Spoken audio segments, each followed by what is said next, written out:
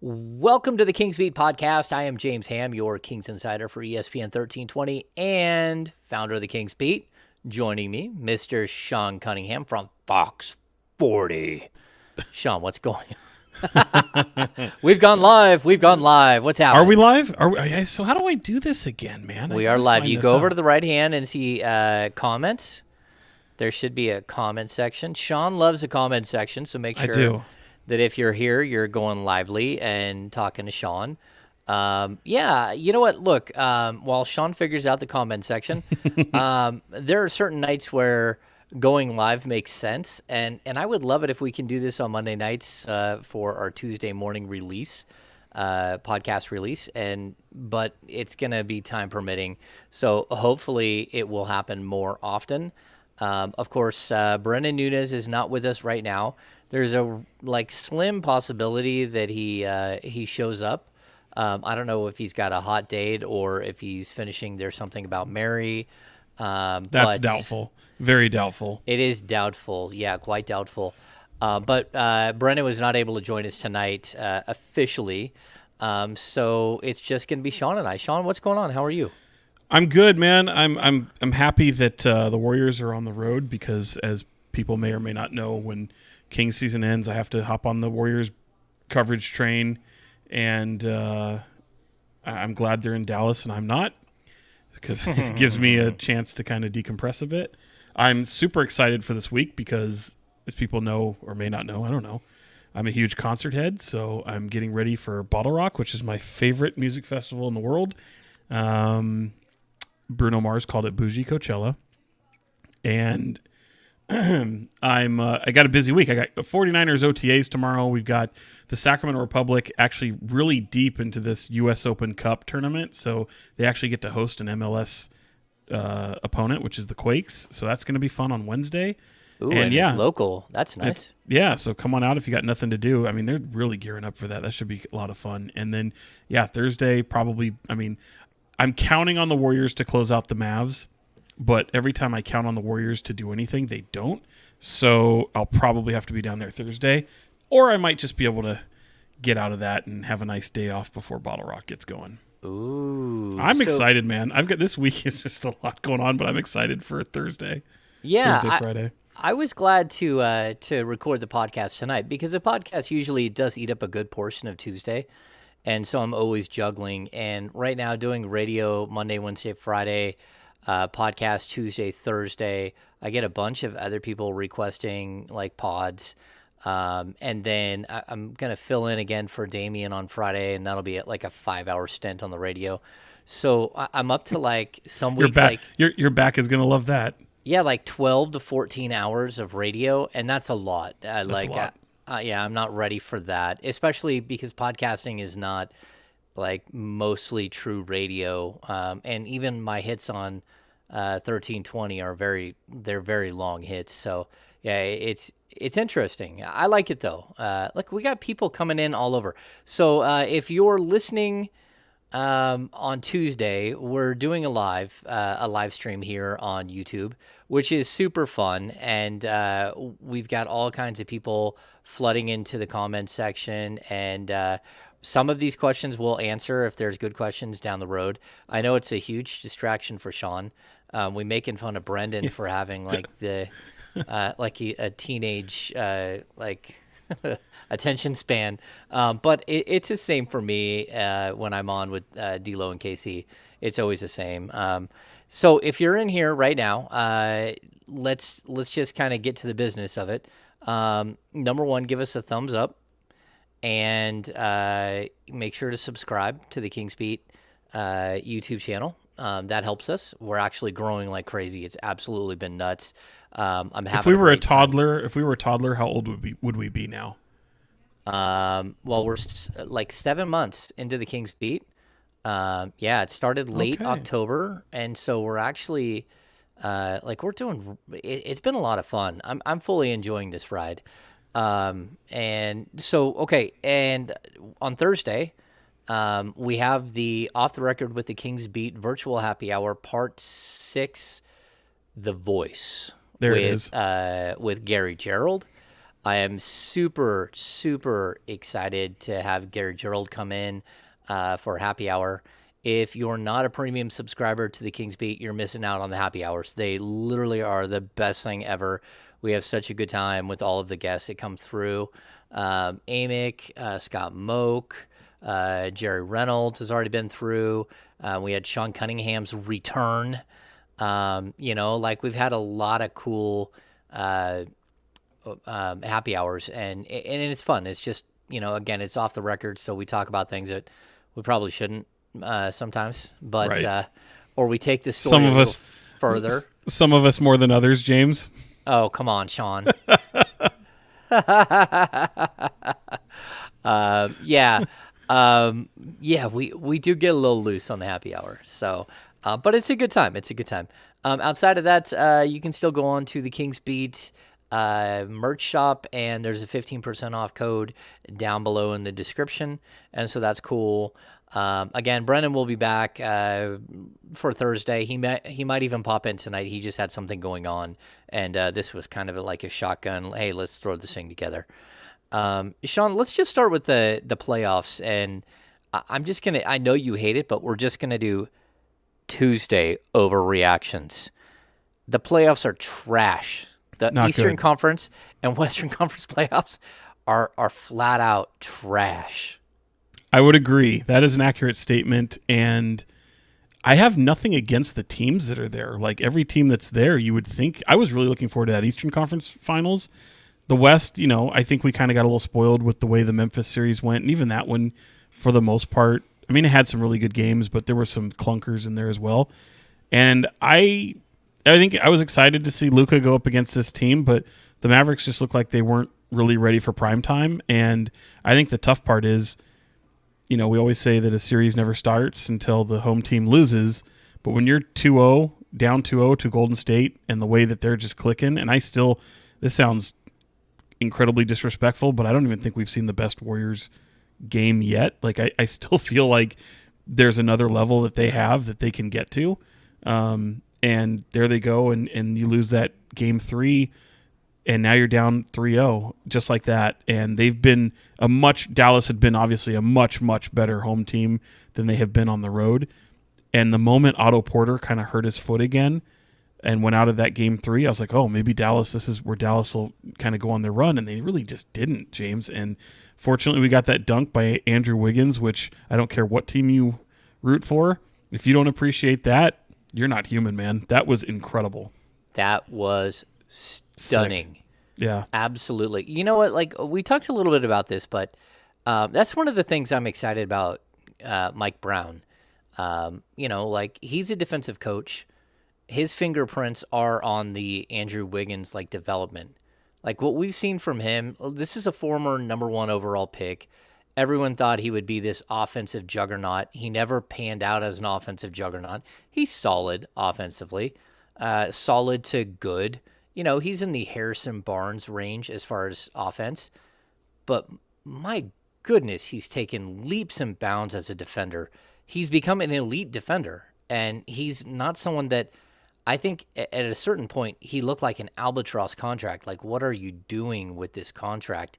And, of course, that contract did yield the Warriors a bunch of first-round picks, which, they've, used wisely, I think. But at the end of the day, it was still like you're waiting for him to arrive as an offensive player, and all of a sudden he's this incredible two-way player that he jumps off the screen every time you watch him now. It wasn't just the hammer that he had. It was the putback dunk like 30 seconds later. That was just so crucial and put the Dallas Mavericks away. Well, and you're surrounded by really solid to upper echelon defenders. And I just feel a guy like Andre Iguodala has helped his development so much. I mean, they being around that team, especially in the early portion of the playoffs, the way that the Warriors just continually gush over what Iguodala brings to that team. And the helping of developing of young guys and developing it just to that. I mean, you've got this defensive captain in Draymond who is also essentially your quarterback and this incredible playmaker. Having the luxury of him just covers so many ills. And when you're a below average defender, you can't help but be elevated by the people around you. And I'm not saying that's with Wiggins, because I agree with you, James. Like, he's someone who I would consider an upper echelon top tier defender. He's not, he's not Marcus Smart, but I mean, his length alone and his just give a damn is so high and it's unlike what you saw when he came into the league. And yeah, man, and I love the nickname. It's probably not my favorite nickname, but it's up there. Maple Jordan. That's pretty good. Ooh, that is a good one. That is a good one. I don't like Maple though. Like in my household, because you're American. Everyone here, I'm American. I think in 5th grade, I did my state report on Oklahoma and Vermont, and you have to pen pal, and someone sent me a bunch of like that maple, like the hardened maple syrup, like candy. Oh, it's horrible. Sorry, Vermont, you're horrible. Yeah, I love maple. How do you not like maple? I don't. Too sweet, or what is it? Too sweet. It is too sweet. Yeah, it goes over well here at the house. Like the maple bars go first when we do donuts on Saturday. Yeah, because they're human. the people that like maple I mean, I'm in the minority. I think people found out I got some grief on this on Twitter about not liking peanut butter. I know I'm in the minority. I'm weird, man. That's a weird one. So. Oh, look at that! Brett Huff is unfriending me because I don't like maple. See there? You're a fake Canadian, Brett Huff. You're not even Canadian. You're from Roseville. You just live in Canada. We don't believe you. I love that. I like the maple flavored like breakfast meat. So whether you do like bacon or sausage, there's nothing. That's just absolutely incredible. Oh, see, that's different. And even okay, so you'll skew to maple sausage or something like that, but you won't go. Yes. Maple syrup. I'll go, no, I'm not really. I like regular syrup, not maple. Okay. Yeah. What a weird place we've gone with this already. Thanks, Andrew Wiggins. Thank you, Andrew. Thank you, Canadian Jordan. Sorry, not sorry. Yeah. Okay. And again, we need to like write these things down. So I already wrote down Goodwill Hunting we have to put that down. Oh, we're doing this already, huh? Yeah, because for Brendan, even though he's not here, because someone said he had to go see about a girl. That's why he's not here. Maybe, I don't know. Is that true? I don't think that's true. Sick burn, Sean. Sick burn. He had something going on tonight. Like we couldn't make it work, and he said, "Hey, you guys go ahead and go on without me." I think what happened was being able to talk to him about, "Hey, man, you can watch a movie. You don't have to take breaks." And we opened up his eyes. He's like, "Oh man, I've got 2 other podcasts to do after hours." And so he's like, "You know what? He's right. Sean's right. I'm going to go out and I'm going to see about the co-eds." And I'm happy for that. Maybe he's just binge watching. He's just binge watching all of these movies that we've told him to watch. It's very possible. And again, I can't wait to have him back. So he's a good guy, and we like having him here on the podcast. We talked about the Warriors Dallas series, and the thing that stands out is that Luka Doncic is out of shape and the worst defensive player in the history of the game of basketball. Like you might as well just waive him at this point. Tuesday overreactions. Yeah, but it's not incorrect. I mean, he is out of shape, and he always has been since he came in the league. And they are just annihilating him on the defensive end. I mean, there was one game where they went at him like 75 times. They switched onto his man and went at him. And then I was watching and even Draymond Green took him off the dribble. And it was just like shameful. Like, oh my goodness. So I know that the Vlade always said, like, look, I don't think that Luka can fit next to Fox. But he also, like, he told me specifically one time we were sitting down at some sort of luncheon thing, and he said, he's like, I just don't know where he's ever going to play defensively. And at this point, like, he doesn't play anywhere defensively. And that seems to be the case. Like, it doesn't matter who's on him. He just gets run through. Like, how do you get better? Like, I guess you can put better people around him that are better defenders, but they got some pretty strong defenders around him. Sure do. I mean, I know this is a pretty messy comparison because Ja Morant, I mean, he's obviously in shape and just a tremendous athlete, but not great defensively. De'Aaron isn't always great defensively either. Nope. But at least in Morant's case, like when he's off the floor, they just become a better defensive team.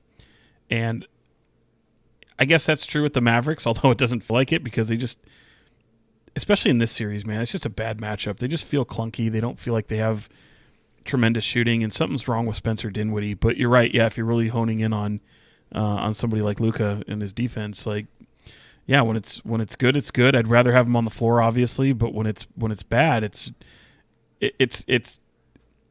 he offers a lot on the rebounding side of things. So I think that's what probably cures some of those defensive ills.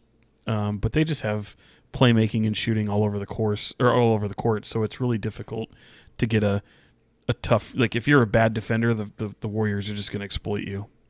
Exploit you. I mean, it's brutal to watch. Right. I talked to Roland Beach. You remember Roland Beach? I do. How's he doing? Yeah. He's doing well. He's about to kick up 82games.com again, which Really? has been was one of my favorite sites for years, and he still does update it, so you can go to 82games.com. I love it because it really does. It breaks down like the percentage of how much a guy plays at the power forward versus a small forward spot, positional, and what player PERs are against a player at each position, all that stuff. Anyway, like he had some fun facts, and one of the fun facts was because we're talking about defensive players, and you mentioned De'Aaron Fox, that De'Aaron Fox is something like midway through the season, he was number 2 in the NBA defensive field goal against top 30 scorers in the league. So when he's playing an elite scorer, he is the second best man on defender in the league midway through the season, which to me was absolutely shocking. It's astonishing. I would not have picked that he would even be in the top 10. Well, wasn't the problem is that anytime he plays against someone who's not in the top 30, I'm going to guess he's one of the worst defenders in the league. That's off a cliff. Who was it that torched him? Indiana. Dennis Schroeder. Oh, Indiana. It was T.J. McConnell. T.J. McConnell. Yeah. But it shows you that there's potential for something there. He had another stat that over the last 4 seasons, this is one I don't want to say out loud because I don't want other NBA teams to hear this stat. Over the last 4 seasons, I don't know that they're scouting the Kings beat there, James. They are scouting the Kings beat. You know they are. Harrison Barnes is the worst player in the NBA on closeouts. He gives up the highest field goal percentage against closeouts. Which I think is interesting. Is a statement I wouldn't have anticipated, but I know that he's not good on closeouts. I mean that's the eye test. It's right there, and you'll hear that being harped about. I mean, Alvin Gentry, Luke as well. Like they wouldn't necessarily throw guys like Harrison under the bus. I think a lot of people always thought he was talking about Buddy and things like that, but no, Harrison was right there. And I remember Rico jumping Harrison at one point. It's in a pregame talk, like on the laptop. When they're sitting down and they're going over certain things. And Rico usually doesn't look on the laptop, but he comes over and he's talking with, I think it was Lindsay at the time, and they were going over so many different conversations. You could hear him talking about closeouts. So, yeah, it's one of those. It's one of those things you wouldn't think he'd be the worst in the league at, though. That's pretty equally as astonishing. Yeah, I don't know if it's something like structurally wrong, like if there's something he does that can be fixed, because that doesn't really make sense. Because Harrison Barnes isn't a horrible defender, but the fact is, the Kings have a tendency to leave guys open all the time, and Harrison Barnes is one of those guys that leaves guys in the corner. They for some reason like hedge to the middle, even though like most of the guys that hedge to the middle have never blocked a shot in their entire NBA career. So that's a pretty big deal that you've got these guys that that he's not closing out well, or they're like, again, I think it's something that like technically he's doing wrong that he could probably figure out and get better at. But it's not a great look when you have a guy who plays 35 minutes, 36 minutes a night, who you count on for so much, that's really bad at a specific avenue of defense that shouldn't be that difficult to handle, right? Which one are you more bothered by? To be honest, both. Okay. Because one of them is a guy not showing up against second-tier players, which is a problem. The other is a guy just being technically bad at something that should be simple, and he's way too smart and way too good of a player to have that be the case. I'm more upset with the previous one, the De'Aaron Fox stat, because that shows to me that when he gives a damn, he can do the job, and he just doesn't keep his that switch flipped, if you will. Whereas the other one, especially probably because Harrison's just a little bit longer in the tooth, and he's just kind of is what he is at this point in his career. But De'Aaron Fox, you shouldn't be saying that. When you show a guy who has the inconsistency, and it really just comes down to effort and give a damn, and maybe, maybe it's looking at the scouting report, maybe it's going up against guys that you don't really have that education against because it brings something out of you to go up against an upper echelon opponent. Okay, but that's just probably more maddening to me than the other. Because if the other, you just maybe are what you are. I don't know. I agree. Okay. I mean, I still I want to know I want to watch the film on Harrison, because that to me, this stat was stunning either way. Like he shouldn't be that bad at something, and that it's like that's highly functional part of the game right now. Like, no doubt. If you can't close out on the three ball, I mean, I've talked about this like a million times, and it wasn't to harp on on Marvin Bagley, but like Marvin Bagley, like, I know where you're going. I know where you're going. On people like a toddler. Like, have you ever show watched him a how? toddler? Show him how. Yeah, well, have you ever watched a toddler run? A lot of toddlers run with their hands behind their back, and actually, that's how Marcus Thornton played defense. You remember that? He would play defense he would play defense with his face. He'd lean all the way forward, and his hands would be way back behind him. Like, what exactly are you trying to do here? I was hoping you'd model what Marvin did, because you do it on press row so well. Marvin, he runs. Every time Marvin runs out to a shooter, he drops his head way down, and he runs with one hand way out, like he's Superman. And what it does is it changes him from a 6'11" dude to like a 5'3" guy running at you. Like, it doesn't make any sense at all. 5'3". And I'm always, every time I'm like he's seriously gonna poke someone in the nipple or something. Like, what are you trying to do with that hand? He doesn't know how to close out at all.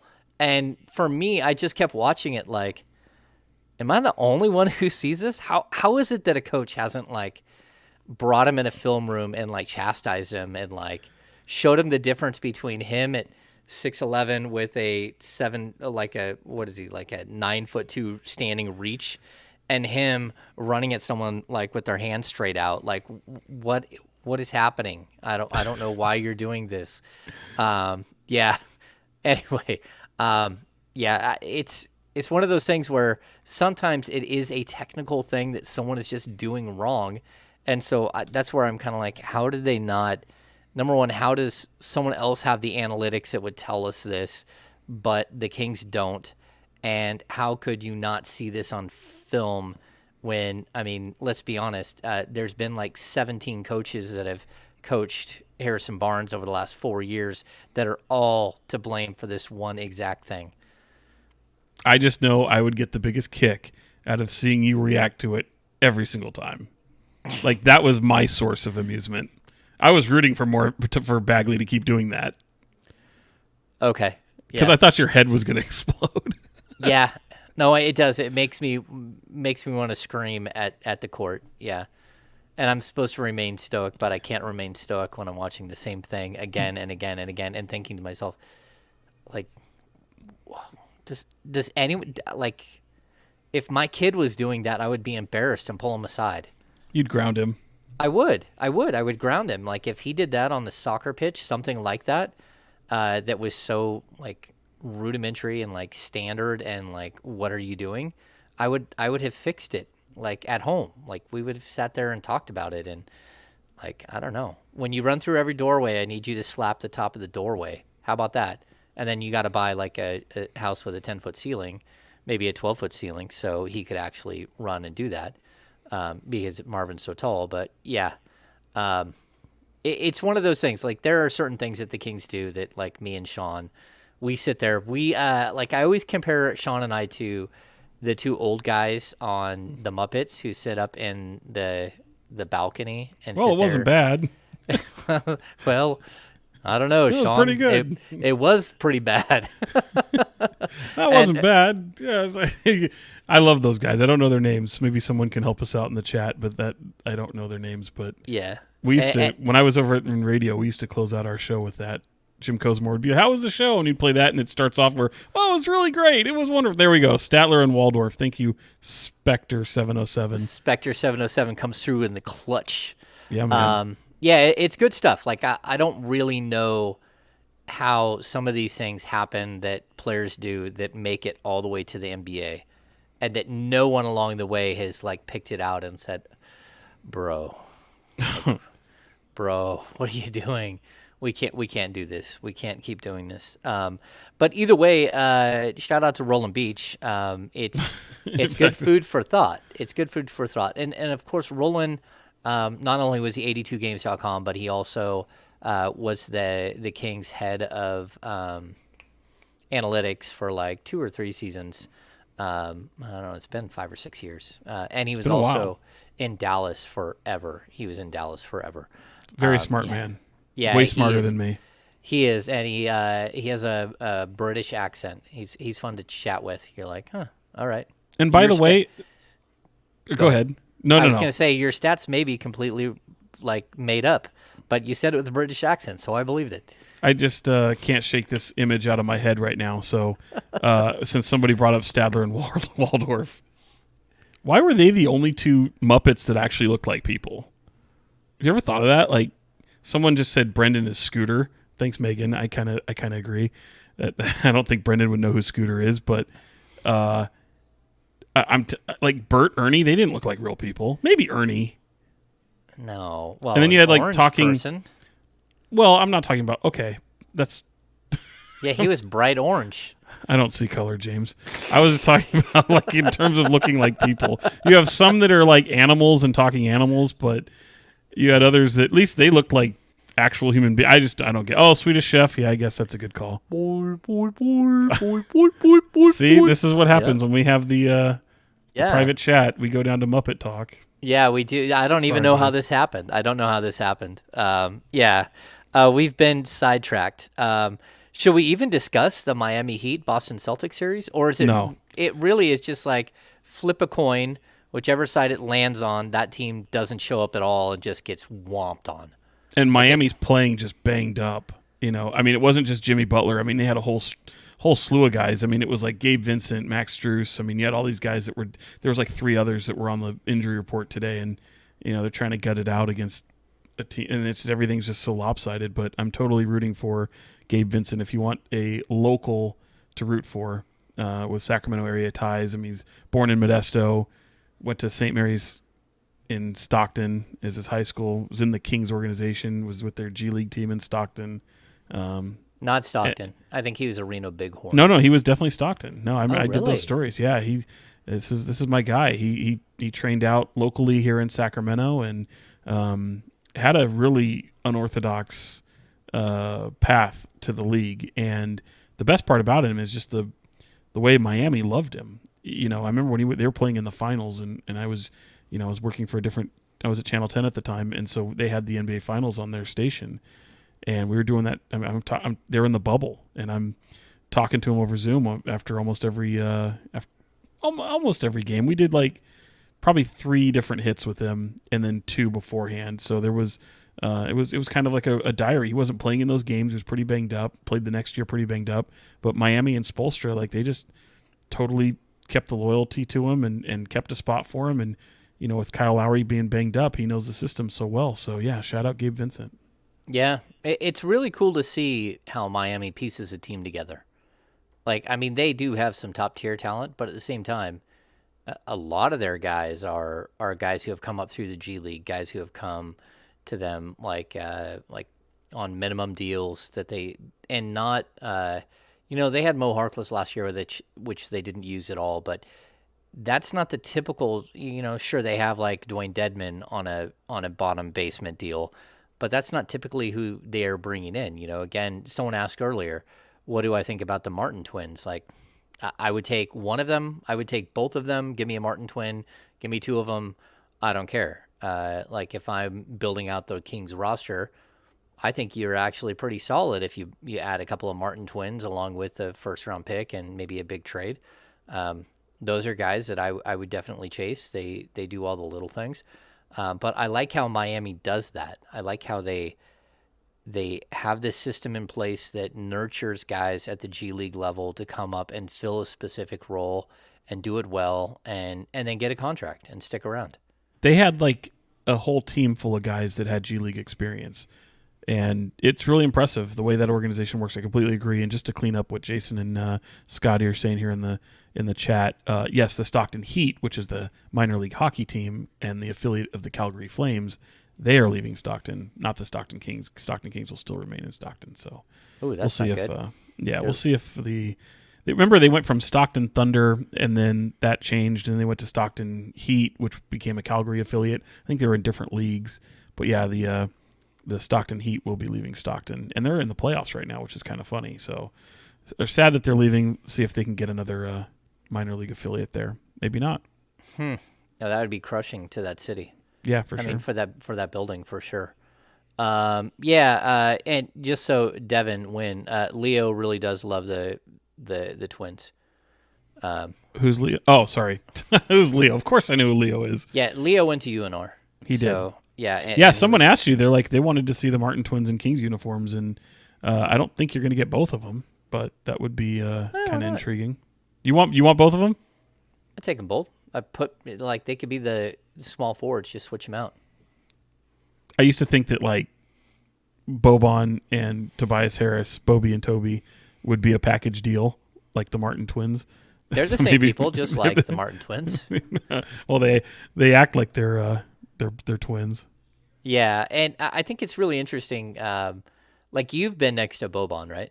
Oh God, yeah, that's one of my favorite people. He's a crack up, and of course he was in John Wick. I think John Wick 3 or John Wick 2. I can't remember. I think it was 2.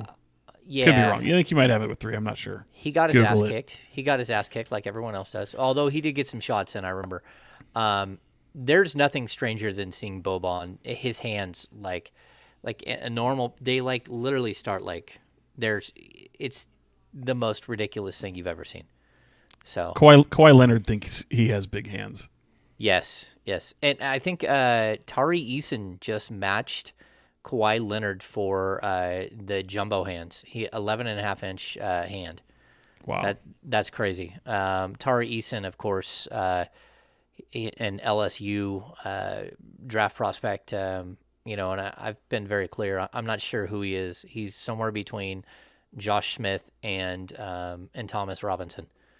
Like basically the same style of player, just one's really good and one's really not, and you're not sure who he's going to be. So I'm kind of intrigued by Tari Eason, but I don't think the Kings will have to worry about Tari Eason because even though they did interview him at the Combine this last week, they're not going to.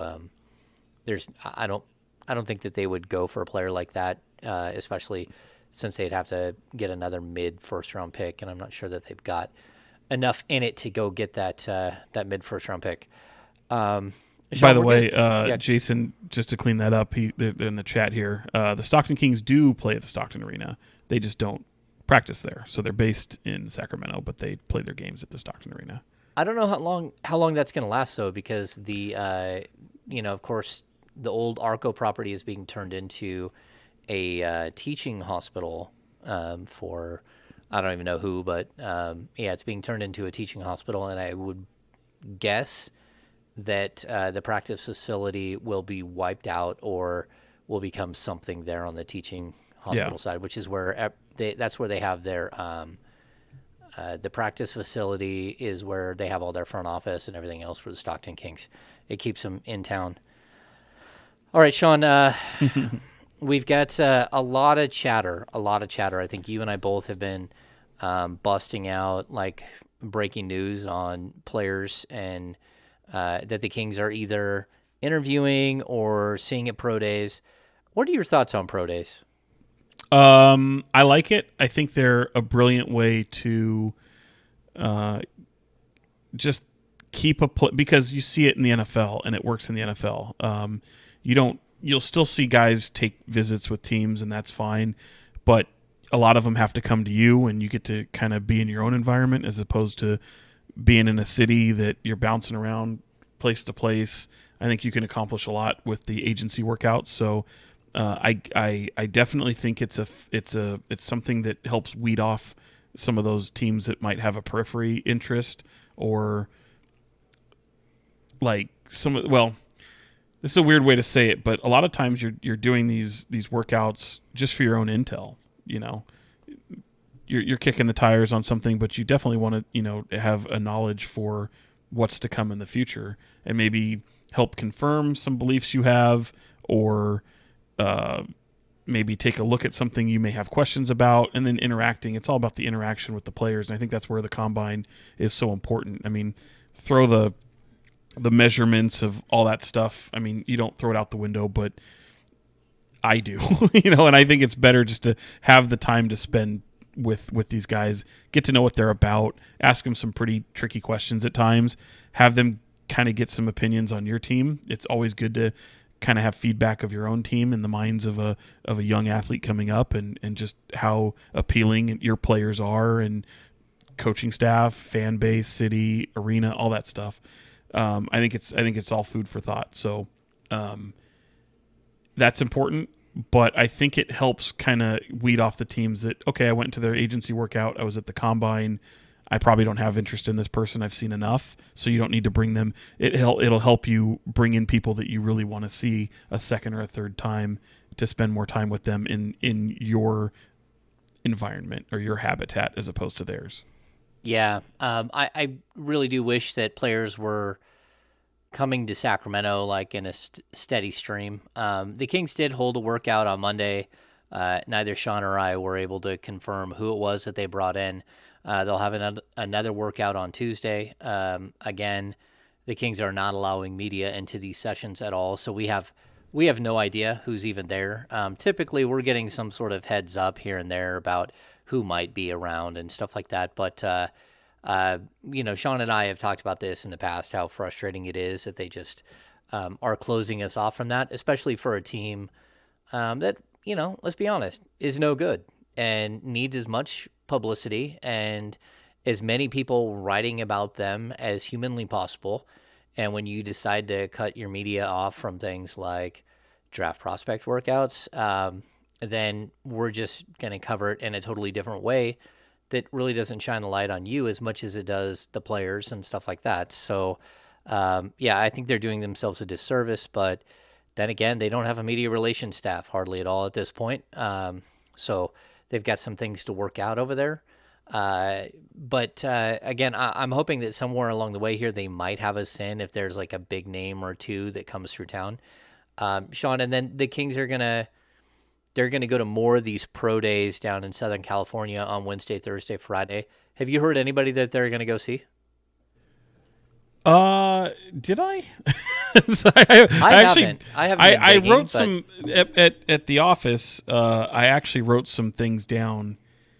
I think there's a clutch workout on is it Thursday? I think there's a clutch workout Thursday, and I think that's in SoCal. Outside of that, I'm not sure. I know I had a list of like where players were and all that stuff, but I mean the tough part is it happens so soon past the combine. Like you just saw a good portion of a lot of these people, but you're doing your due diligence. You got to have some people there. So yeah, man, we'll see. And I'm hopeful that the Kings will open up some of the workouts that come through here. I don't care how big or how small. I think they're necessary. You want to show the public you're doing your due diligence, and that even though you have some shortcomings with openings within your organization, not everything falls apart, So it's let's be honest, it's not, with all due respect to what those people do and help do these workouts. Like, if you're able to have a workout, it's not that hard to open it up and say, media, stand there. This is the time you come in. Who do you want to talk to? You've got 5 minutes. All right, get the hell out. I mean, it's not that difficult. I agree. It's not like any of us are running out on the court and doing something crazy. I do know that like a lot of agents don't like any footage of their players.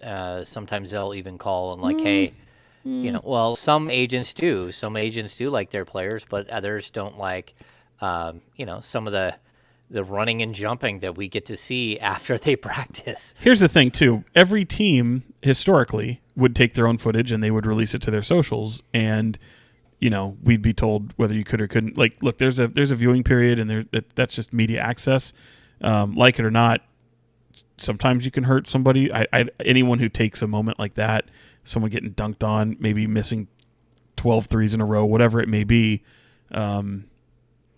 There's also guys that have benefited from certain things like that too. So, anybody Kyle who's Guy. taking right, like if you're taking a moment in a 30-second video or whatever that may be, and you're ultimately using that to make your assessment of somebody, you're not very smart. Yeah, and Jason, we keep calling people out here in the chat because we're live tonight.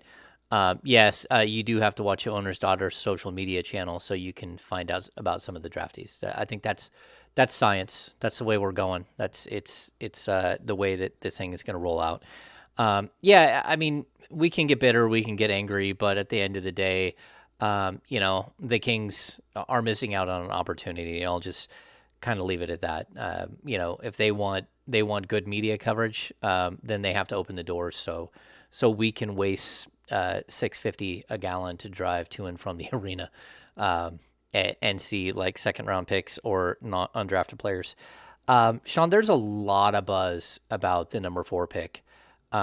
We saw, my former boss, Henry Abbott, put out that he's heard loosely that the Kings could move up to number 2.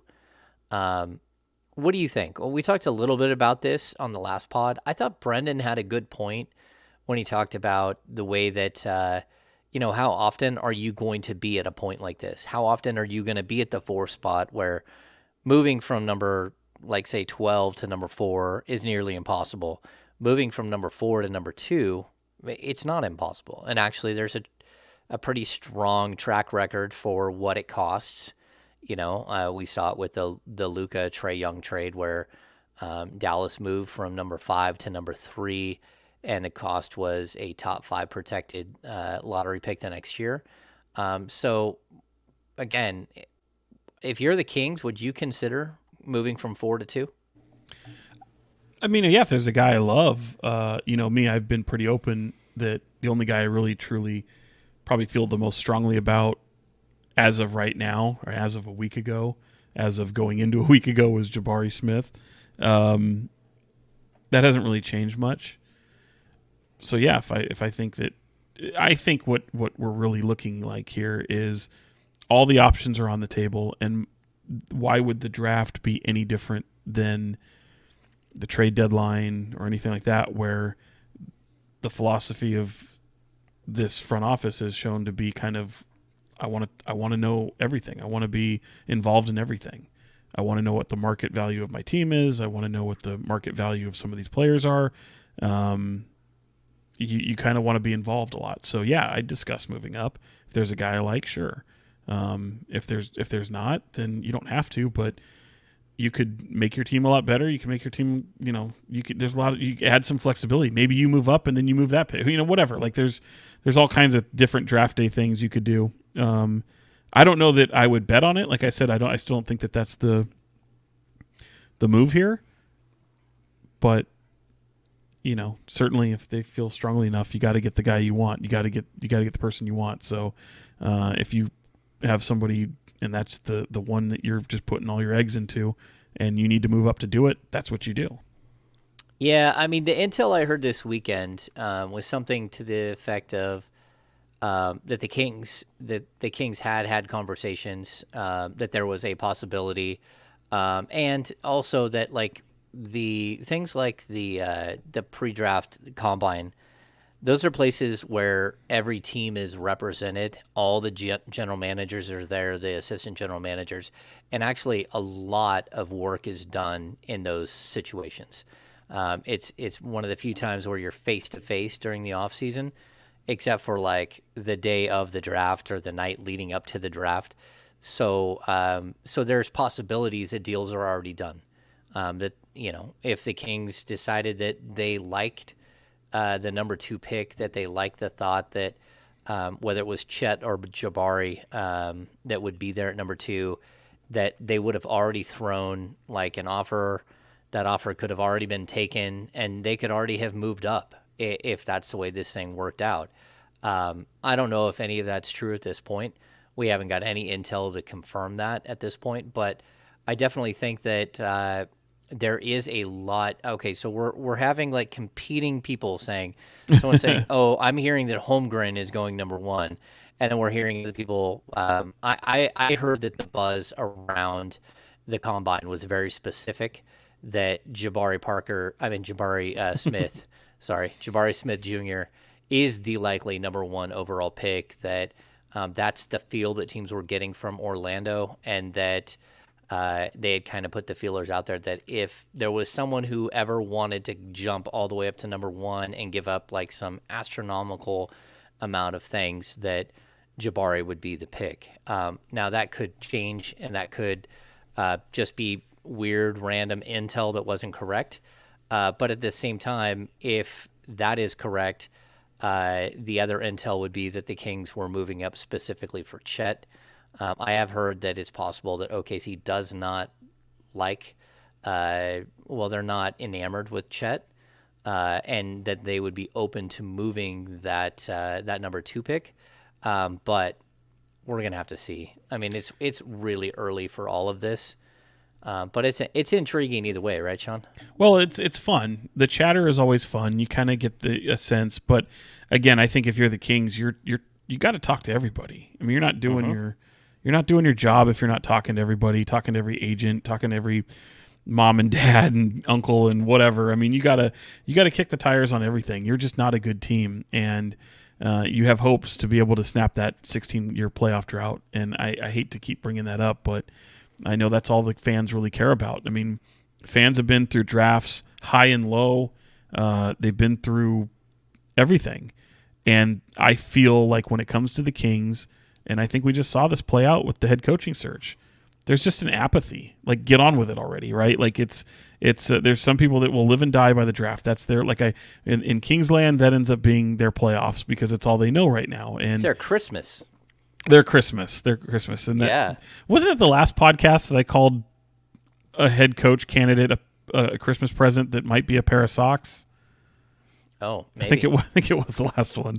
That's pretty rough, Sean. I got some feedback on that, so I just wanted to remember if that was the one. That's not very nice. That's not very nice. Well, because it's the unbottled hope. You're hoping that it's not a pair of socks, although some people really like socks. So I guess shout out people that need socks, but I'm just saying, like, I get it. Like, I get the intrigue, but I also get the apathy and just some of the people that are just kind of done with it. Like, just draft somebody already. Wake me when the season starts. Let's see how things go. I get it, man. But I don't like the jargon or the narrative that, it's the most important draft pick. This is the most important offseason. It's the most important head coaching move. It's like everyone is the next one is always the most important when you suck, right? So to put any more pressure on somebody, it doesn't make it so. It's just like, this is the most. Am I wrong? No. Maybe I'm wrong. But like, we're so brutal with them. When you literally are the worst franchise in the NBA, in the history of professional sports, why not? Like, I mean, like when you're just, absolutely dog trash, right. I mean, it's tough because we're being pretty brutal here. I'm just blunt and honest. I mean, I think people know that by now. And again, I just don't like the why add the extra pressure that doesn't really need to be there? And again, I think, people forget this regime hasn't been there the whole time. Yeah. So but again, people's patience wore out. So congratulations, you inherited a shit show. So now you've got to make it right. So go make it right. And I get it. Yeah. And like 9 years is enough to know. Like, that's how long Vivek's been there. Like these other guys, they haven't been there. He's been there. I'll say this though, like there is a magnitude that comes with 4. I think last week we were talking about the fact that you moved up, you made yourself more relevant, but the pressure's still there, whether you're drafting 7, 4, 2, or 1. It just gets a little bit more magnified the higher you go. I don't think Monty McNair feels any more pressure than he did having a 7th pick. Again, you're just now the more attractive person at the dance. And some people may want to now dance with you that didn't want to dance with you before, to keep the analogy going. This is clearly where Brendan's I was also tonight. I was also trying to be very PG with that, so you know where my head's at. All right. Sean's head is not in the right place. It's these night chats, man. These night chats get it out of you. Yeah. Well, here's the thing too. Like if you're looking at number 4, like you're in a brilliant spot because, you can hope that one of the top 3 fall to you. And there is a clear-cut top 3. But there's also a possibility that one of those 3 guys do fall to you. And so that opens up a bunch of possibilities. There's the possibility that no one above you has any interest in trading because you're looking at teams like Orlando, OKC, and Houston, who are all horrible and wanted to be horrible and wanted to be at the top end of the draft. So they're sitting exactly where they wanted to be. So that's another thing that I think is like very crucial. So this number 4 pick, it's kind of the pivotal spot where it's the first place that someone can move up to. So if you fall in love, and it doesn't matter who it is, if it's Jaden Ivey, if it's Shaden Sharp, if it's Keegan Murray, if it's Benedict Mathurin, if it's AJ Griffin, whoever it is that you fall in love with, the 4th pick is the first spot where you can jump ahead of everyone else and grab the pick. And so I think that does have a tremendous amount of power, specifically in this year's draft where, it's kind of like that 3-man draft. So I think the Kings are going to get a ton of offers. And Sean, we've talked about best player versus fit, but when you're at number 4, it has to be about the most talented player, right? Who you project to be the highest ceiling player. I don't think you can really look at anything else when you're in the top 4. When you're at number 7, still kind of that way. When you're number 9, you can start to be more pragmatic with your approach. But you're number 12, I mean, you can really start looking at like fit. But when you're at number 4, you got to look at best player available. To be honest, James, like, bro, I'm the guy that is always going to go best. I don't care. Honestly, don't care if I have 14. I'm going to pick the best player available. Look, you're going to look at how do I, forecast this person to fit in with the crew that I have now. Sure. But I think the draft is the only place you can do that. You have to go who you think is the best available because everything else will sort itself out. Yeah. And I think this organization has shown that they do that. And by doing so, you end up with a pretty stellar piece. You move a guy that fell to you with some, I don't want to call ancillary pieces, but really, truly only one guy you really valued of the group, of the 6 players you lost and sent away. There's only one you really, truly valued, and you turned that into Domantas Sabonis, who's a 2-time All-Star. And even if he doesn't make another All-Star team in the West, that's fine. He can still put up All-Star caliber numbers. So that's exactly why you do that. Because if you try to draft based on need, your team's needs can change week by week, day to day, week to week, month to month. What happens if all of a sudden you go in and you lose your star player to a season-ending injury before the season starts? Well, guess what? Your needs have changed. So you have to go best player available. In my opinion, I don't care where you're drafting. To me, you use your free agency and your trade season to go based off of fit and based off of what you need. You use your draft to go after best player available, because that's the one that impacts your long-term success in a bigger way than the other two do, in my opinion. Yeah, and I'll even say this: like, we can talk about positions, we can talk about fit, the Kings' biggest need, it's really simple. It's more talent. I was going to say Jesus, but okay. Well, yeah. Yeah, I mean, yeah, they do. They need a few things, but yeah. maybe some sort of like Billy Goat moment where they try to raise the hex off of the Sacramento Kings.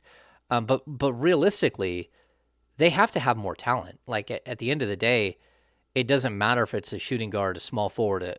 Like, I would not draft a center, and luckily there is no center that's going to be there at number 4 likely. I don't think you'd consider Chet or Jabari or Paolo true centers, especially alongside Sabonis. But I definitely, when I look at this, I'm thinking, just go get the best talent. And if that's Jaden Ivey and your backcourt is Jaden Ivey and De'Aaron Fox, like, figure it out. Boy, like, you're going to be really fast.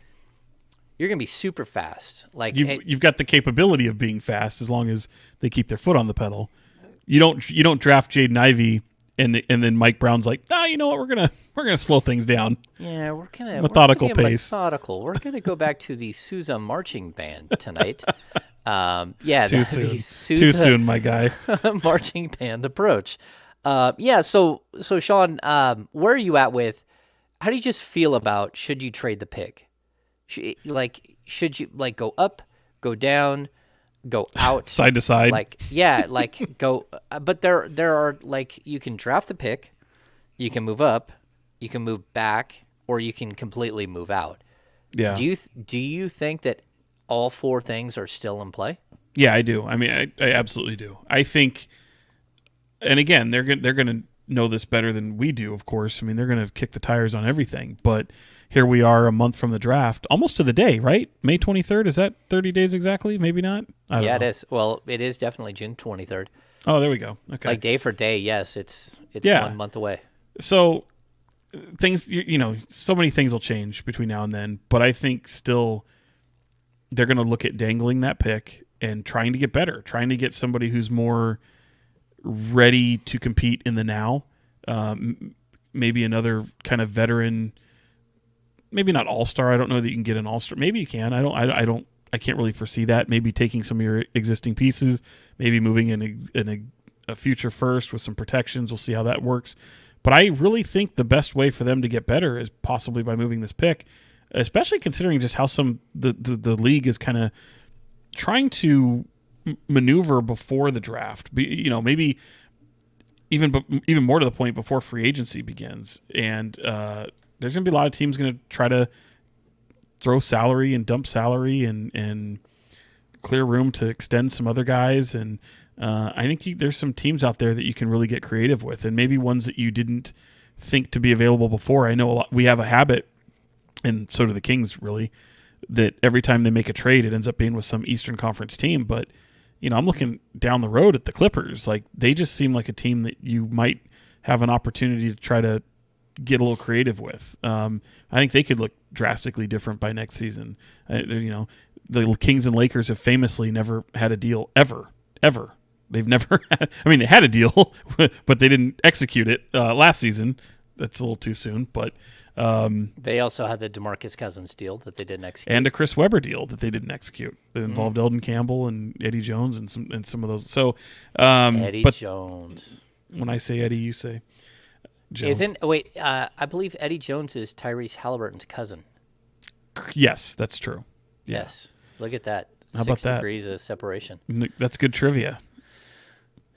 Good trivia. Yeah, you see, he had a nice little post on Instagram today, throwing the ball, throwing it down in a workout it was pretty sick, actually.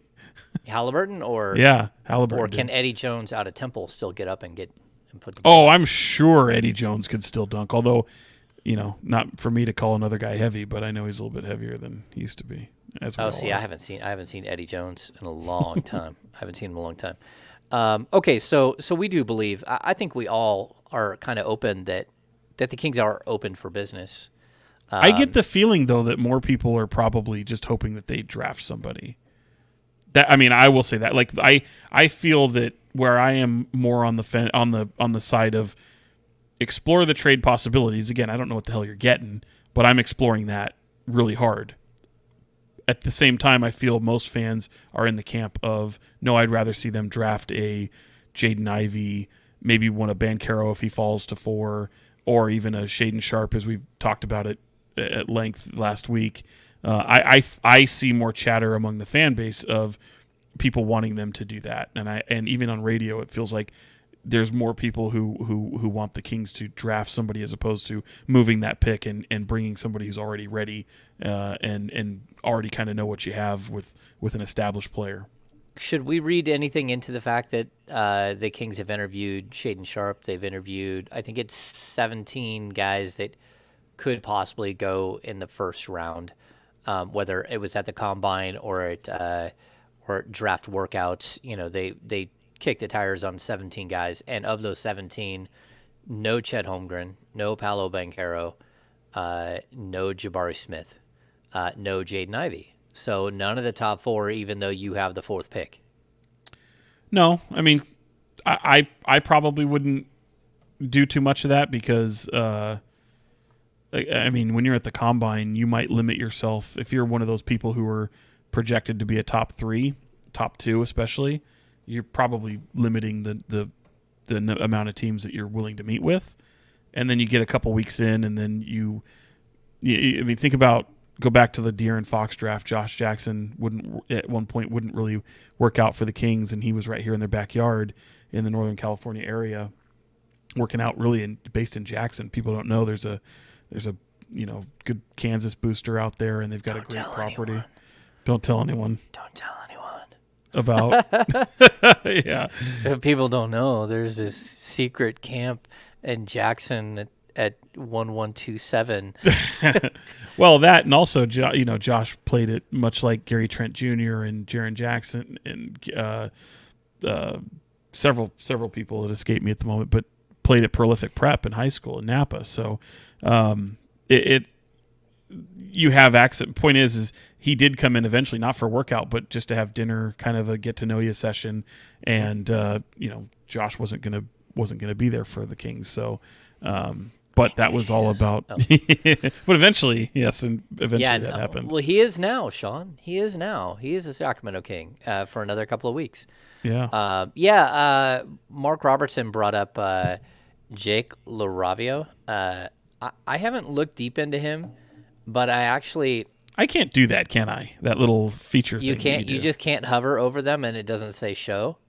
No, that's okay. You have the control. It's probably best that I don't have that control because I'd abuse the hell out of it. Yeah, Sean would just be like spamming us with them all the time. Yeah. I did hear that there was a possibility that someone from his camp reached out to somebody who sent knew a it up guy through a smoke signal. Yeah. What is it? Your brother's sister's former roommate. Yeah, former roommate. What is Spaceballs? Yeah. Which again, I don't think Brendan has seen. Oh hell no, no chance. He probably hasn't even seen Star Wars. He probably has no idea who the F Darth Vader is. But you have to see Spaceballs. I mean, it has hundreds of the greatest movie lines of all time. Right. Anyway, Jake LaRavia, I don't know him. I haven't looked him up. I haven't really dove into all that.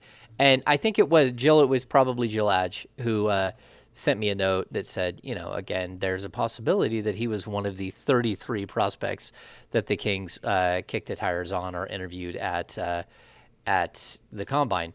I think it's really interesting. There are a ton of guys at the Kings that we know that the Kings actually got their hands on. Guys like Christian Braun, which Sean Williams brings up.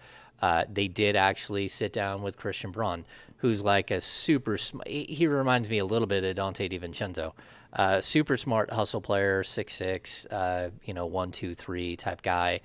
Just kind of a good basketball player type deal. There are a bunch of picks that a bunch of guys that they're gonna look at, especially when you consider that they have a couple of second round picks. Sean, if you're in this year's draft, here's how I'd preface this. we see teams like the Pelicans find a guy like Herb Jones. Could the Kings find the next Herb Jones in like the middle of the first round? Could could you see a point where they found a way to, let's say, move Rashawn Holmes to the Charlotte Hornets for the 13th or the 15th pick, and find somebody that fits in that mold? Yes, it is it's not Braun, it's Brown. You're right. My bad on because I was at the Final Four and I do remember that as well.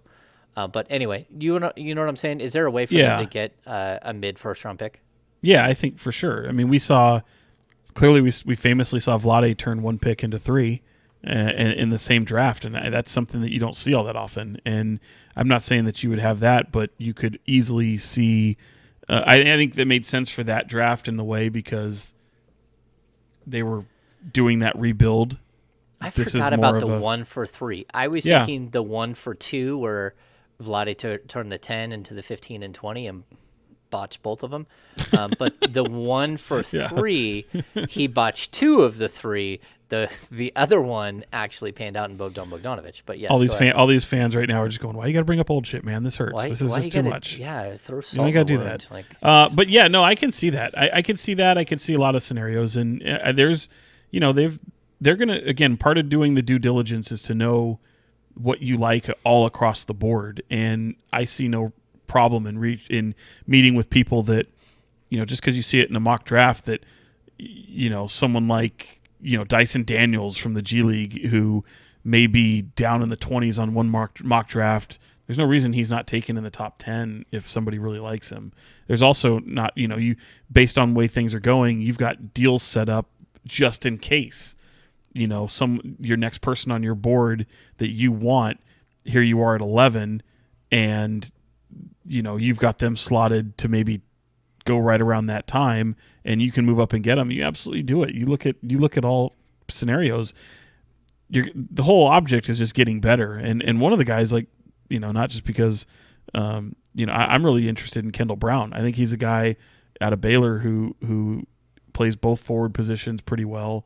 And I've heard a lot of chatter about, especially coming out of the combine, I'd say next to Tari Eason, AJ Griffin, Dyson Daniels, Mark Williams, those are the few names I heard the most coming out of Chicago. I made a point of writing them down at the office in an asterisk, not necessarily for the Kings. I don't want anyone to think that Sean said it. They're getting all of them. All of them. Yeah, all of them. Kings have already traded everybody. Book it. No, but in terms of just most commotion, a lot of just executive scouts, you see things written about, but even conversations that I've had, there's just been a lot of, when you ask who caught your eye, who stands out, whatever, people like that have just been talking so much about those people. So I'm not saying that means anything for Sacramento at all, but if you're Sacramento and these are a lot like the stock market. You get all these people who are trying to maybe talk up some of these stocks that aren't as attractive to try and get their name circulating a little bit more. And we see it all the time. I mean, I don't want to throw shade, but I think people can probably know who I'm talking about. But there's certain people at 411 Networks that will really, really, really talk some people up and do certain agencies a favor to get the certain names kind of circulating. And then you see how everything kind of turns out. And again, the way people get excited over mock drafts, I think it's fun to kind of gauge and maybe get an idea of what most people think. But these things are very rarely accurate. Just ask James, who used to have to do 30 of them a year. Poor guy. 23. Yeah, right. Yeah. And just so everyone knows, Sean is a 3-letter network. He's a 3-letter network. He's not a 4-letter network. Like Vince Miracle's in here. He brings up Patrick Baldwin. Of course, Vince would also have 3 trades that included De'Aaron Fox going for Patrick Baldwin. Sorry, Vince. Your trade machine needs to be revoked. Devin brings up Abaji. I think he could be a very, very strong player at the next level. He's a guy who, who he is and what he's going to bring to the table. So that's a cool, like if you're looking at a fourth year guy, that's one thing. Guys, Mark Williams. I know the Kings don't necessarily need another center, He just mentioned a center from Duke.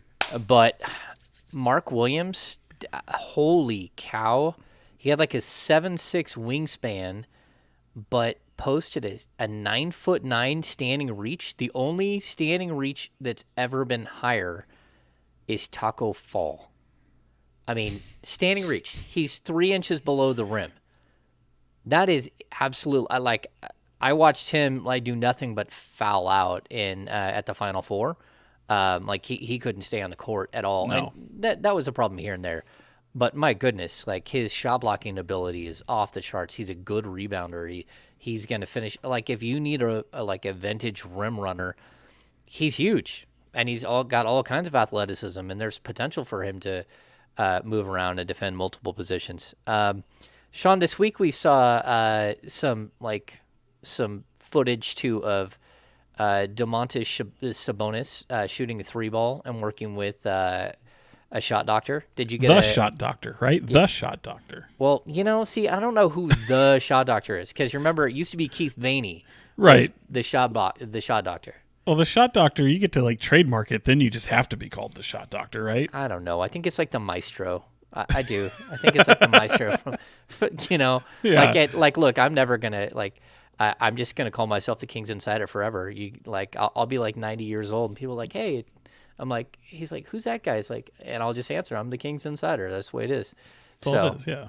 Yeah. Like once you but again, what did you think of the workout that you saw from him? Well, I didn't really get to see much. I mean, I saw the picture. It was like, you saw the picture. Oh, you didn't see the workout? I saw a little. I mean, there wasn't like, I don't know. You're going to post your highlights, right? It was interesting what they kept showing. It wasn't him making every shot. It was something that like I've seen in his workouts when we get to see him shooting after practice. Like for a dude who's 6'10", 6'11", yeah. and built like a monster, he doesn't look like he's strong enough to get the ball to the rim from the 3-point line. He almost like he can't push it hard enough. And that's what he's doing. He's pushing it, and it's all about bad body mechanics. And I saw the video I saw, they were trying to get his legs involved, and every shot was, going. Like when I watch him shoot, he's not offline. He doesn't have the legs in it to get the ball there, and it really does look uncomfortable. Like it looks like he can't hit a 23-foot long shot. And for that matter, the 18-footer looks like it barely gets there. And so I'm hoping that they're able to like fix some of that, the technical issues that he has in his shot process to get the ball there. But again, if all of a sudden he can shoot the 3-ball, I'll be honest. Like if you can put him in the post and run the offense through him in the post, and then you can move him to the high post and run the offense through the high post. High post is where he just absolutely feasts. You know? Yeah, but just think if you can move him out to the 3-point line, and then all of a sudden you can run him as a 3-level like dude that you run the ball through. Like I'm not saying he's shooting all those spots, but if he has the ability to run, if you can run the offense through him at 3 different levels, it really does make your offense a lot more interesting. There's a lot of wrinkles that you can do from there. Well, I'm glad that he's exploring different options and working with different people. I think that clearly he's worked with people that have gotten him to a point. And even if you're at this stage of your career, a 2-time All-Star at 25, was he 26 now? I think he just turned 26. 26. That's what you hope for. You have a guy that's going to be this gym rat and go and meet with different people, and hopefully they don't screw him up in other ways. I mean, you've seen. I mean, you get the mental element of the game, and you can see guys that try to become one thing and have a desire to be another, and then while trying to become the thing they want to be, they hurt their game in a way.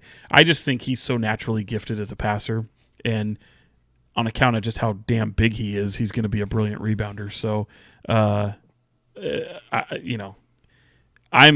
if he's trying to get better shooting, I'm all for it. If he has any success in improving in that department, Oh boy, just look out. I mean, look, he's not too old to where you can't teach him some new tricks, but at this point, I think from a shooting standpoint, he kind of is what he is. But I do respect him trying to get better, trying to work at it. I just hope that I hope he's successful. It's having a star player in Sacramento or a near star player in Sacramento is easily going to make this team much more attractive for sure. Yeah, it'll make it a lot more fun for us to watch. Jill, it's not Sabonis. I'm sorry, we're talking to people in the chat now. Yes. Jill, it's on Instagram, but it's not his Instagram. D-Lo and Casey made me follow it. And, of course, when I turn on the Instagram, shout out to my guy, Damian Barling, who, like, literally posts videos of himself just ripped. He's just yacked, and he's sitting there, like, working out. So I'm going to look at the Sabonis video and, like, come on, man. Like, you send me the Instagram just to say, hey, nice, you're yacked. I got it. Lethal shooter. There we go. Lethal shooter. So shot doctor, lethal shooter. Yeah. I think, if I'm just walking around, I don't think I'm calling myself the lethal shooter from here on out. Why not? I'm just not going with that one. Okay. Like, there's too many connotations there. Like, I'm not sure where, like, people are going to look at you like, wait a sec, what does that mean? Okay, so Sean, we do have, like, fan favorites here. And, like, when you're going through the draft process, does a player like Keegan Murray, like, a slightly older prospect, a guy that, he'll be 22 in August, is he a guy that, like, sparks your imagination? Is he a guy that, I mean, he's only got 2 years of college basketball under his belt, but again, he's 21 going on 22. Is that someone that, like, should the Kings prioritize a more veteran college player, or is it, like, take that and throw it out the window? Is that in your calculus? Yeah, I mean, it is if you deem that person to be the best player available or have the highest ceiling or whatever you do. But we've talked about that, James, and it's they've shown the ability to want some pretty, I like to call them heady players. This regime especially, you get someone like Davion who has such a leadership quality to him and is shown to be a winner, and you get someone like Tyrese who's just off the charts IQ, basketball IQ. I think you can expect another player like that. Like, if you have a player that's got super athletic ability but basketball IQ probably isn't there, I don't see them going that way. I think there is something to be said for a player that's a little bit longer in the tooth when it comes to fitting into an NBA situation, and that's where someone like Shaedon Sharpe, where he's going to have a little bit of a disability there because he didn't even play at college this last season. I mean, there's obviously reasons for that. Mm-hmm. So are you patient enough to do that? Or do you deem him, but if he's got the highest ceiling, the best play, whatever, and you have the utmost confidence in your organization's ability to develop players, you absolutely take that risk. You go for it. Maybe that doesn't mean this person is a rotational player in a year you're trying to make the playoffs. So you maybe, but again, it's just one player. And I think sometimes people lose sight of that while this player, yes, can be very impactful, doesn't mean that it's impactful this year. So that's why, I hate to compare everything to the Warriors, but you just look down the road. I mean, you have a championship caliber team and they're setting themselves up very, very nicely for the future, all the while being, an upper tier team who's, a game probably going to win it all. Game away from the finals. So, but they also had a lot of luck, getting themselves without being in the playoffs for 2 seasons and lucking into a number 2 pick, right, with Kuminga.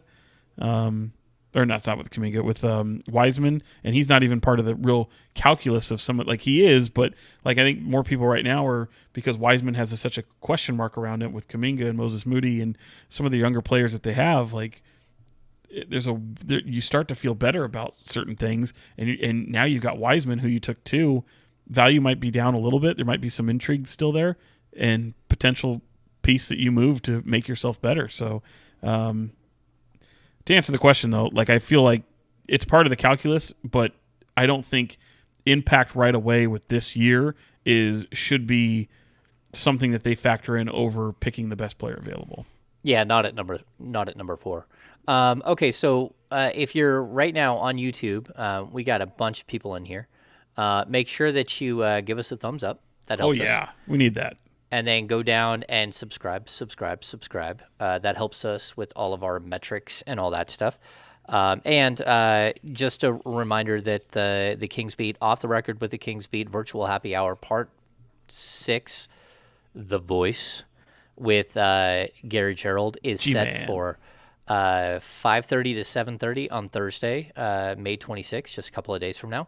That is for premium subscribers to the Kings Beat. So you can also see that down in the link down below. Become a premium subscriber to the Kings Beat because it's awesome and we're killing it every day. And Sean, that brings me to something like all these podcasts. Like at this point, I'm on the radio Monday, Wednesday, Friday, and then I'm Do you leave that room? and then I'm on a podcast like Tuesday and Thursday. And like this week, I think I'm at like between like 12 and 14 hours of audio recordings. It's going to be a long week of me sitting here, right here on my stool.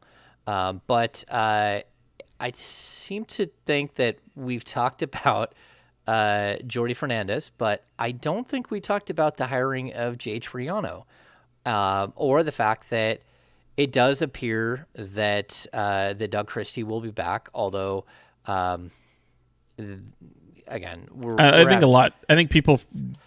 There's some people that are going with some stuff that not everything has been finalized. So there's a lot that can happen between now and whenever the hell Mike Brown shows up in Sacramento. Okay, and then what was the other guy? Luke. Jordi Fernandez. Oh, Luke. I don't know how to say his name. We don't know how to say his name. I don't know him very well, so my I want to say it's Lux, Loucks. It's Loucks. Yes, yeah. Okay. Yeah, I don't know how to pronounce it. We're gonna need. I do remember seeing his name on ACC basketball rosters because I know he went to Florida State. But yeah, he definitely went to Florida State. He's another player development guy. He's also another guy that was on the staff of the Nigerian national team last year.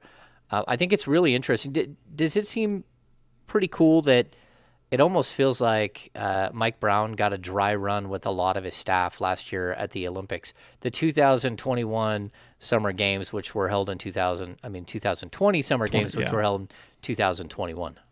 Yeah, for sure. And Jordi Fernandez is such a big part of that. And it's all about what Mike Brown, wants in is most comfortable with. And I think somebody like Jordi, who's been with him almost every step of the way, even though he started in player development and might have been a little farther down on the bench, may have made a little bit of a significant jump to associate head coach. That's okay.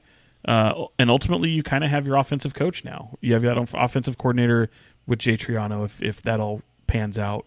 And I think it might. After that, you kind of fill in some more pieces, and hopefully Mike Brown gets all the pieces he wants. We've famously chronicled the coaches that didn't get the pieces that they wanted, and sometimes you get what you pay for. So hopefully he's able to get the staff assembled that he wants. I know in the conversation that I had with him, I'm now regretting not, kind of asking him a little bit on who those pieces are, but maybe if we see him on Thursday after the Warriors have clinched a NBA Finals berth, I might be able to pull him aside and be the only one talking to him that night. To be honest, I think you're being respectful. I was. Because, I mean, there's nothing wrong with not pushing him on, hey, who's your coaches? Who are your coaches? And I mean, and I'm not saying that people who did that have been disrespectful. Look, I think that's one thing that some people might be missing in this whole saga. Like, if Sean and I, or someone else in Sacramento, somehow get beat to an assistant coach, we don't have a long-standing relationship with Mike Brown. We will have a long-standing relationship. We will have solid relationships with Mike Brown. Sean knows him a little bit better than I do, but at the same time, we're not around him all the time, and we haven't been. So guys who are covering the Warriors might have a little bit of an advantage there because they have actually, things like his private phone number and things like that. Well, how about this? Like, I like to call it, we got to play the long game, as opposed to the short timer club. So If I get beat on something like that, I don't really care. And by the way, if I did get beat, judging by DB in this chat, I don't know who DB. I think I don't know. Maybe I don't know who DB is, but I am apparently the apple of this person's eye, and I'm okay with that. I've got a stan in this room. How about that? We're just gonna leave it there for. Can a you minute read that, so James? For the can you read that for the audio audience? If Sean has 1 million fans, I am among them. I am. Can you read this in a musical? Yeah. I need if some Sean music. has 1 million fans, I am one of them. If Sean has only 10 fans, I am one of them. If Sean only has 1 fan, that is me. If Sean has no fans, that means I am no longer on Earth. That's from DB. That's poetic, DB. DB, man. Sean needs I don't know to if look that's a outside man or his a house right now. I know. I don't know if that's that DB isn't in his car. To quote the great Craig Ferguson, DB is one of those names you're not quite sure about gender wise, but this is one of those names that could go either way. So I don't know, a guy or girl, I don't care, but I appreciate the love. Isn't DB? I can't remember. Isn't that the name of the guy who jumped out of the plane after stealing all the money and no one's ever found? You know what I'm talking about? Seattle. Oh, I thought you were talking about a movie. No, it's in real life. In no the idea. early 80s, or no, I think it's late 70s, he stole a bunch of money and then jumped out of a plane. Yeah, DB Cooper. There we go. Thank you. Okay, I see. I'm googling this. It domain. sounded eerily familiar to the plot to Cliffhanger, by the way. But the plot, yeah. Okay. Yeah, well, we can't talk about that one because Brennan's not here. No chance. He hasn't seen that movie. He hasn't seen it. He hasn't seen. He couldn't tell you who the hell Sylvester Stallone was, so, let's be real. What if he didn't know who Sylvester Stallone is? Do you think? I think DB might be the person that would buy.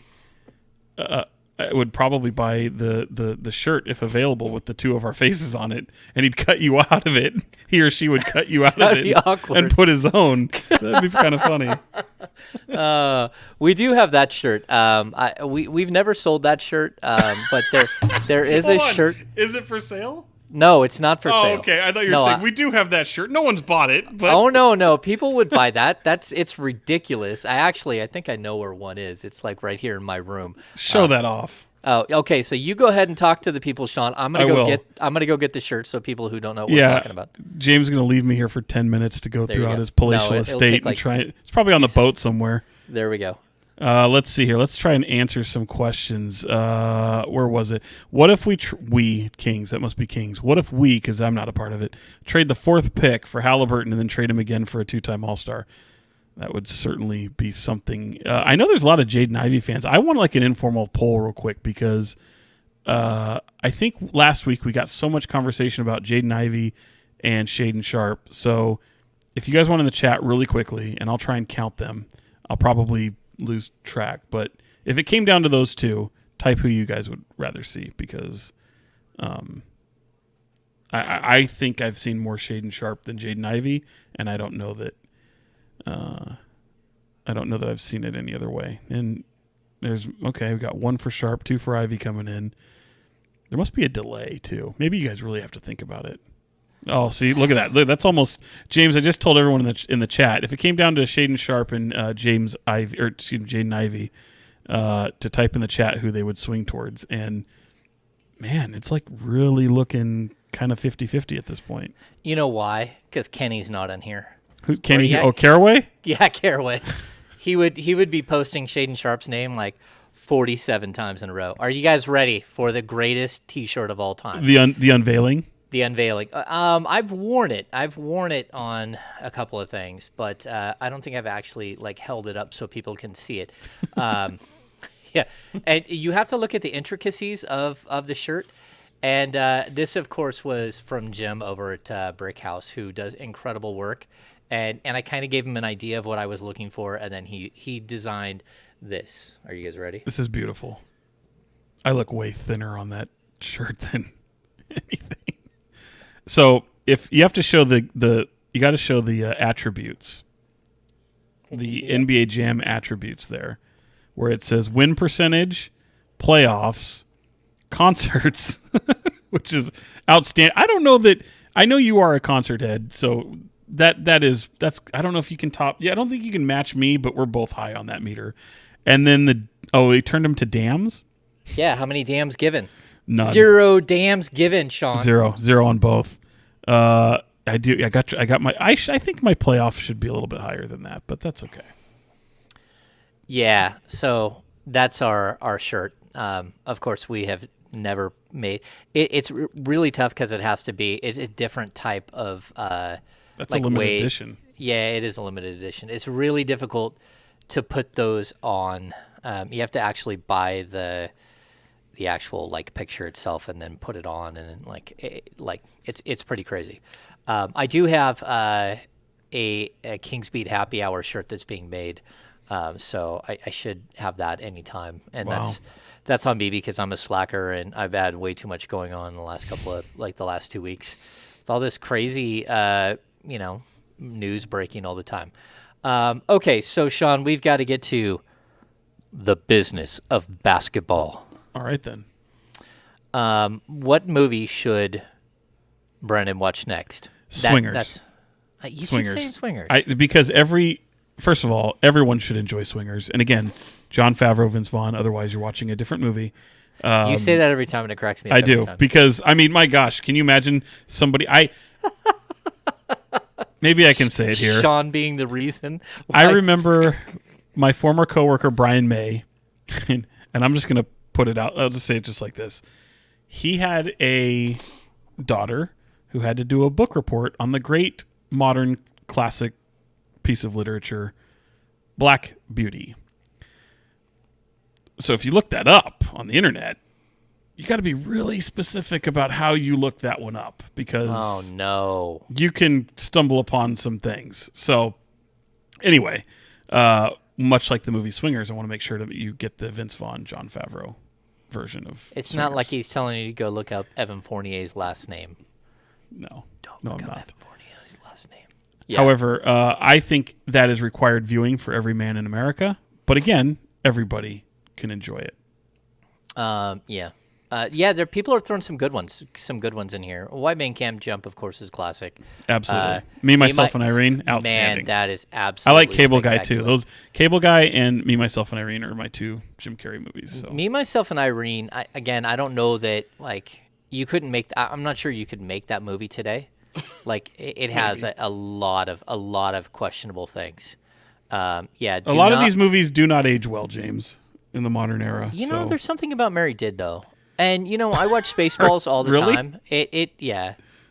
Well, no. I get what you're saying. There are moments, but, yeah, there are some things in there. But, still, some good stuff. Now you guys are still just good putting stuff. random stuff out here. The Night in the Roxbury Brandon I think people was are- not that good. I think people are trying to. They know that I'm a huge SNL fan. So, and by the way, man, we lost. Did you cry? Did you I cry? did, man. I did. There are Pete Davidson, who I am in the Pete Davidson camp. Sorry, people. I really It's enjoyed okay. You're in the camp with Kim Kardashian. Kate McKinnon. I really enjoyed Kate McKinnon. Yeah, she's amazing. Oh my God, 80 Bryant is incredible. And I wasn't the biggest, Kyle Mooney fan, but you're losing all four of those. And again, SNL. The show will go on. The show is always great. Some people would disagree. I love it. I've watched it all my whole life, and this Yes, is it's a tough one, man. Thanks, Sean, for pointing out that Sean calls it a variety show.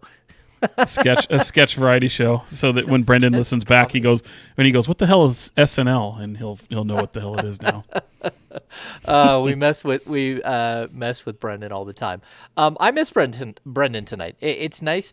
Again, he's an absolute joy to have on the podcast. He brings a lot. And he would have known exactly who the new assistant is. He may not have pronounced his name right, even if he actually had heard his name right. He may not pronounce it right because on occasion he has that stuff going on where he misses names. But it still, like, it would have been nice to have his rundown because he would have been able to give us, like, and so could Jill Adge. Jill could have just, like, long formed us in the chat here, like, a bio of the new assistant. Well, one of the new supposed assistants that we have no idea because, the Yeah. Kings are waiting to put out a tweet with their name and photo in it. Outside of that, we're going to keep doing this. Are you keeping the pick? Are you moving up? Are you moving down? Are you moving out? Well, not knowing what I'm getting, I'm exploring trading again. Like I don't know necessarily what they're getting if they trade the pick. So not having clarity on that, yeah, I'm exploring that, and I'm probably leaning that way. But yeah, if I have to make the pick, they'll make the pick. I'm if I were to be a betting man, I would bet that they move it. Yeah, I'm kind of in the same. I think move down. I don't think move out completely. I think they will still draft in the 2022 NBA draft in the first round, but I don't know where. But I'm gonna guess. Yeah, Right. no, we don't need any trade ideas, Vince Miracle. Not from you, my friend. Not from you. Oh, I'm sure he's got them. You and the broken trade machine. We're not taking them from you. Okay, so we're gonna we're gonna try to do this. I think throughout the summer, it makes a ton of sense to try to do one live show a week. I'm not sure that we can always pull it off. The reason why we don't typically do it is we have so many conflicting schedules. And I between the curse three too of us. much. No, I don't care about that on a live stream. It is what it is. And it really doesn't make any more work for us or anything else. It's about trying to get 3 people on the same schedule for the same time and then promoting it and making sure that people show up. So we appreciate all of you guys for jumping in. I think we got up to like 187, which is another with the Samuel Police L. Code Jackson, for Murder. right? Yeah, man. Samuel L. Jackson, right? Yeah, that's a great Trevor one. Garfield. Yeah, see, we know. I know me my and movies. Sean. Yeah, we know our movies. We both worked at video stores. By the way, Samuel Jackson, my favorite actor. By the way, most people Is he? laugh at that, but he is. Yep. I mean, he's done so many movies. He's been in a lot. There's been some really good ones and some really bad ones, but that's when you're a thespian. Okay, so now you're calling Bruce Willis a thespian because he's done. He's a just lot retired. Of bad movies He just too. retired. I know it's horrible. Sad. It's horrible. Yeah. So That's a downer. Can't leave on a downer. We can't leave on a downer. Yeah, I don't know who exactly my favorite actor is, but I got a lot of them. Yeah, I don't know. Second favorite actor was Kevin Spacey, but that's a tough one to admit these days. No, that's not a good one. But he's in a lot of my favorite movies, so. Yeah. Usual Suspects. That's a great one. Okay. Well, that's going to do it for this edition of the King's Beat podcast. Sean, do you have any final thoughts? Yeah, man. Bottle Rock, Friday, Saturday, Sunday. Cannot wait. Let's hope that the Warriors win on Tuesdays to make my Thursday a little bit better, and I'll definitely be at the happy hour if the Warriors do not advance. And otherwise, if you see me in Napa, buy me a drink. And yeah, can't wait. I'm gonna have to do one of those big shows. I haven't done it. I used to go to the Horde Festival and Bridge School Benefit and stuff like that, but it's been a long time. I'm just not loving the big crowd still. Right. We like to be in our little quiet area up here, away from all the people. Although we have way too many people inside the house most of the time. Okay, so let's just finish up with this again. If you're still watching, make sure you're giving us a thumbs up. Make sure you subscribe to the King's Beat here on the YouTube. Also, make sure to give us a premium subscription to the King's Beat because that will get you a Zoom link to Off the Record with the King's Beat Virtual Happy Hour Part 6, The Voice, starring Mr. Gary Gerald. And I'm telling you, we've had Jerry Reynolds on the show on the happy hour. We've had Scott Moak. We've had Sam Amick. We've had 2 other happy hours where it's just like a bunch of us randomly talking about things and stuff like that. The return of Sean Cunningham, we had that one. But Gary Gerald is one of the greatest human beings in the history of anything. And it's something that people need to hear his stories. He's so spectacular, and I'm so excited to have him on the happy hour. We might keep him up past, his summer bedtime, but no chance. That guy stays up later than I do. Yeah, he is pretty crazy. He's a night owl. Yeah, he is. So make sure to. That's a good one, Dennis. Sharp is Kenny's cousin. Yeah, Kenny is all over Shaden Sharp. I think he's got a tattoo somewhere of Shaden Sharp on his body at this point. His lower back. Yeah. Sorry. It's just too easy. It was just too easy. Caraway tramp stamp. It was too of easy. Shaden Sharp. We gotta go. We gotta get out of here. Wingspan. We gotta get in trouble. Kenny, I apologize. That was terrible. That was terrible. Oh my goodness. All right. That's gonna do it for this edition of the Kings Beat podcast for Fox 40s. Sean Cunningham. I am James Ham, your Kings insider for ESPN 1320 and the Kings Beat. We'll see you on Tuesday.